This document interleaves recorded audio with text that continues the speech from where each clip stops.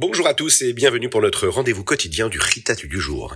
J'espère que vous allez bien. Nous allons aborder ensemble le Chumash, le Teilim, le Tanya, le Rambam avec un joli mot sur le mois de Elul. Nous sommes aujourd'hui Yom Revi, le mercredi de la Parashat Nitzavim. Et nous sommes le Chavdalet 24 Elul 5785.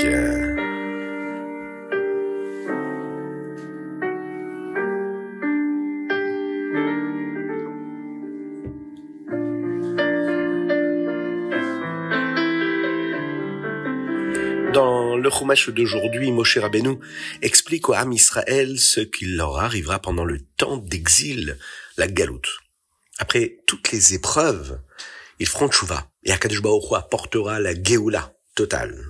Rashi nous enseigne que même si nos avérotes sont très grandes, même si les terribles châtiments de la Tochacha se réalisent et que nous sommes exilés, malheureusement, il n'est jamais trop tard.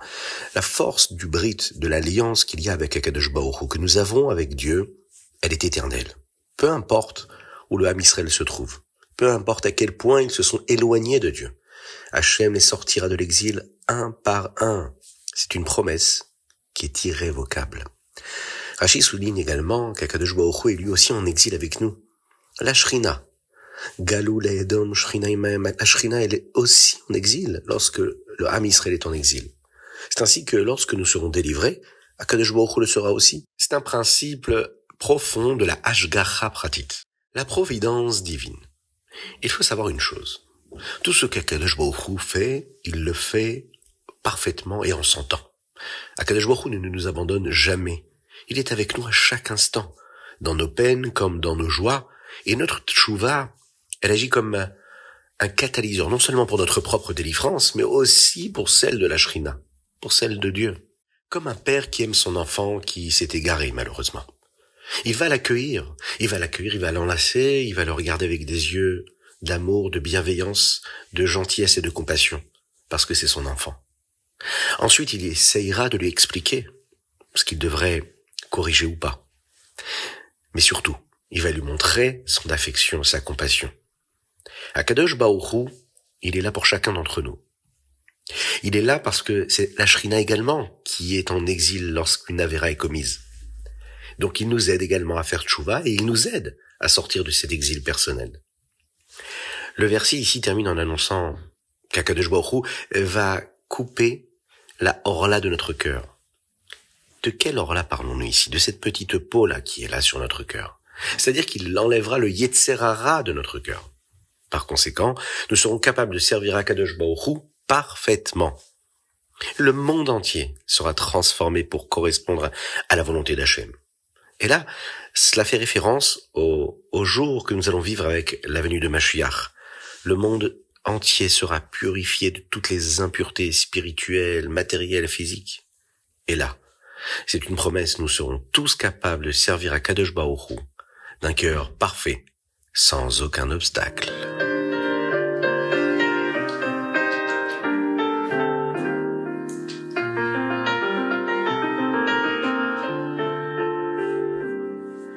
Et nous passons tout de suite au Teilim. Aujourd'hui, nous lisons du 113 au 118. Nous lisons du Kuf Yud Gimel au Kuf Yud Chet. Et les chapitres que nous allons lire pour le mois d'Elul, ce sont le Haïn, le Haïn Aleph et le Haïn Bet. Dans le Teilim d'aujourd'hui, dans le chapitre Kuf Yud Chet en particulier, il y a un verset qui dit comme ça. Hachem li be'ozri, va'ani ere beson hay. Hachem est avec moi, avec mes aides à moi, et je verrai mes ennemis tomber. Mais comment le roi David peut-il dire qu'il a des aides et qu'Akadosh Baruch Hu est avec ces aides-là? Qui est cette aide-là, si ce n'est Akadosh Baruch Hu lui-même? De qui parle-t-il? Qui est là pour aider si ce n'est Akadosh Baruch Hu lui-même? La Chassidut explique que les aides sont les aspects matériels de la Gashmiut du monde. Hachem a placé une part de sainteté dans les objets matériels, de la Gdusha. Et lorsque nous les utilisons pour les bonnes raisons, nous sommes en train d'acquérir cette Gdusha et cela nous aide dans notre vie de tous les jours.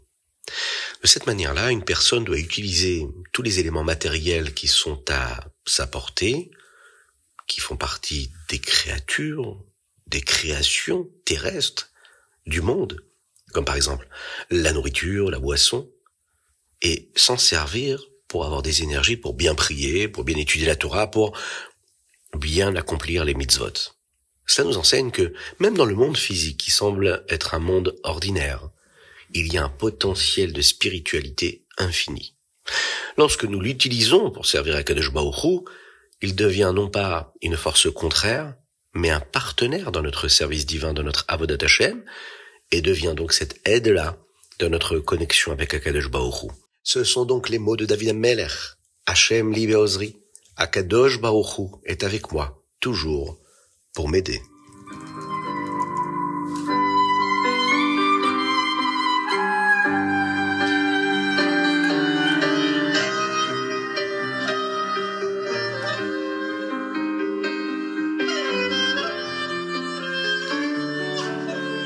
Tanya, Y Kodesh Siman Yud Zain. C'est une autre lettre où le Admoazaken motive les chassidim à donner de la tzedaka. En tant que juifs, nous devons savoir que pour obtenir quelque chose, nous devons agir. Akadosh Baruch Hu nous donne de bonnes choses, il nous gâte, mais nous devons faire quelque chose pour les recevoir. Le Rabbi Shlomo Zalman explique qu'il existe deux types de vitalité, de chayut qu'Akadosh Baruch Hu donne au monde. Mais Malé Kol Almin et Sovev Kol Almin. Mais Malé Kol Almin, c'est le type de vitalité qui donne à chaque élément du monde et dans le monde des forces et des caractéristiques différentes. C'est la force qui remplit le monde, qui se manifeste dans tous les différents éléments qu'il y a dans le monde, dans chaque créature, dans la diversité de la création. Nous pouvons d'ailleurs presque voir ce type de vitalité de Chayut, car nous constatons que chaque chose dans le monde est différente, a une forme différente, une qualité différente et une fonction spécifique. Sovev Kol Almin, c'est une vitalité qui est bien supérieure, une chayut beaucoup plus globale, qui est la même pour tout. C'est la force qui entoure le monde et qui n'est pas limitée par la nature, par l'objet, par sa fonction, par les limites de l'élément, qu'il soit un élément qui a été créé à partir de quelque chose qui existait déjà, ou qui a été créé parce qu'il a une particularité, une spécificité depuis la création. C'est une vitalité qui est au-delà de la logique, et qui est bien au-delà de l'ordre apparent du monde qui nous entoure. Maintenant, pour attirer ce type de vitalité, le Sovev Kol Almin dans le monde, nous devons le mériter. C'est un niveau de lumière infinie, au-delà de toute distinction. Comment nous pouvons réussir cela? Le Rabbi Shlomo Zalman, ici, nous enseigne que la façon de le mériter est de donner de la tzedaka. En donnant de notre argent, l'argent c'est la subsistance d'une personne. C'est sa vie. Lorsqu'on donne cet argent-là aux pauvres, lorsqu'on donne cet argent-là à la tzedaka, nous montrons que notre lien avec Hachem, notre connexion avec lui, est bien au-dessus de notre attachement à ce que l'argent peut nous apporter et donc à ce que le monde physique peut nous apporter. On se détache donc des limites du monde, on se détache donc de Malé Kol Almin, de cette lumière-là qui est spécifique à chaque élément du monde. On a montré qu'on était capable de sortir de ces limites-là. On peut donc atteindre une récompense qui sera El Sovev Kol Almin. Cette mitzvah-là nous élève au-dessus des lois de la nature et elle ouvre la porte à une vitalité divine illimitée, le Sovev Kol Almin. Pourquoi? Parce que le Sovev Kol Almin, c'est la source de toute bracha, de toute bénédiction, de toute vitalité nouvelle. Donc quand on donne la tzedaka qui est notre vie, qu'on montre qu'on sort de nos limites, Hakadosh Baruch Hu nous bénit au-delà de toutes les limites.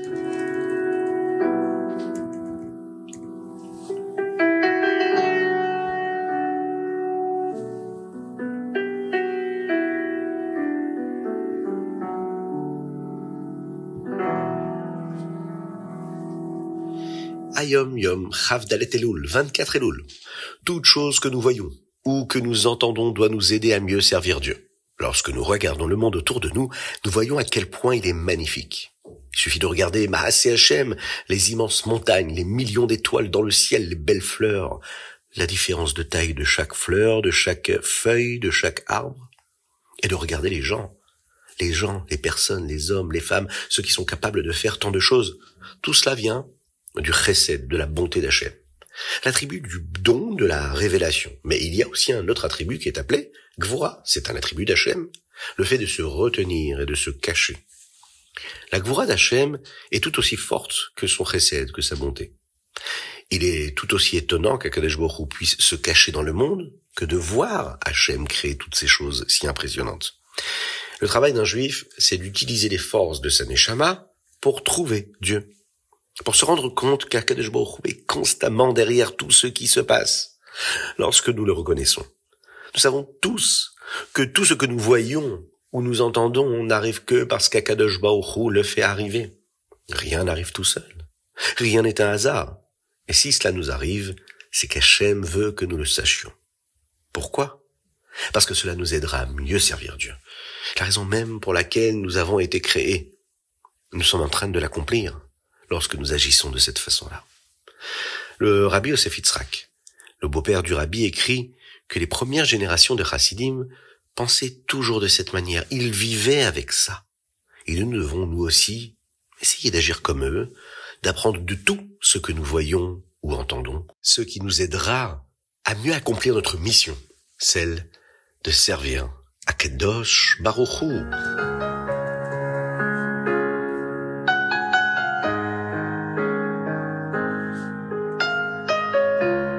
Rambam, Ilchot Tumat Met. Dans le Rambam d'aujourd'hui, dans les chapitres Chaf Aleph, Chaf Bet et Chaf Gimel, nous en apprenons plus sur la façon dont un kéli, un récipient, peut empêcher les objets à l'intérieur de devenir impurs à cause de la Tumat Met. Mais seul un kéli, un récipient qui n'est pas lui-même impur, peut protéger ce qu'il contient. Il y a cependant une différence entre tous les autres kélim et un kéli qui est fait d'argile. Les autres récipients peuvent être utilisés comme un ohel, une tente. C'est une définition que nous avons déjà abordée pour empêcher les objets qui se trouvent en dessous de devenir tamés. Mais un kéli, un récipient qui lui est en argile, ne peut pas être utilisé comme un ohel. S'il est renversé, les objets qui se trouvent en dessous ou à l'intérieur deviennent bien tamés. Ce n'est que s'il est réellement scellé qu'un kéli, qu'un récipient d'argile peut empêcher ce qu'il contient de devenir impur.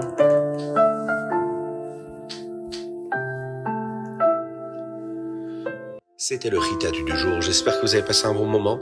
N'hésitez pas à le partager avec vos amis, vos proches. Et on me dit qu'on est de plus en plus nombreux à écouter le Ritat. C'est une bonne nouvelle. Qu'Akadosh Baruch Hu fasse qu'on soit encore et toujours plus à étudier le Chumash, le Tehillim, le Tanya. Que l'on puisse s'attacher au Rabbi de Lubavitch, s'attacher à sa bracha, à sa bénédiction, et que le Ham Israël entier soit béni, que nos Chayalim puissent rentrer sains et saufs du combat, et que nos otages puissent être libérés très rapidement, que tous les malades du Ham Israël puissent être guéris très rapidement, et parmi eux, Avram Nissim Ben Sultana. N'hésitez pas à nous envoyer vos dédicaces sur ritat.fr, mais également par WhatsApp, au 06 21 37 24 52. Que Dieu vous bénisse et qu'il vous protège. Qu'il vous inonde de bonté, de grâce, de compassion et de miséricorde. Amelech Vassadeh, Dieu est tout près de nous, il suffit juste de lui parler. Il accordera son pardon à chacun, et puis on pourra tous ensemble se retrouver très rapidement avec la venue de Mashiach, avec le Beth Amikdash, avec tous nos proches. On pourra chanter, danser. Bezrat Hashem très rapidement. À bientôt.